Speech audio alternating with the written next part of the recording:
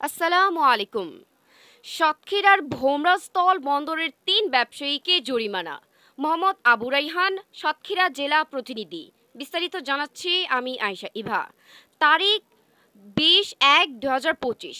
সাতক্ষীরায় ভোমরাস্থল বন্দরে ট্রাক্স ফোর্সের অভিযান।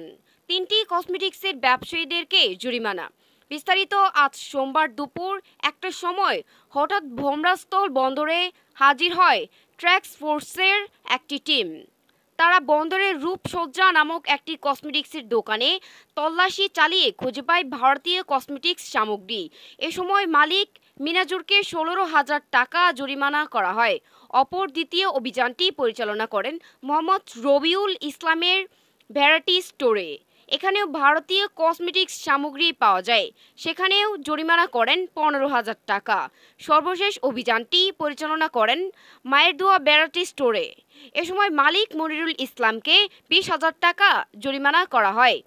ট্রাক্স ফোর্স পরিচালনায় ছিলেন নির্বাহী ম্যাজিস্ট্রেট পলাশ আহমেদ ও ৩৩ বিজিবির উপপরিচালক মাসুদ রানা সহ বিজিবির সদস্যরা উপস্থিত ছিলেন।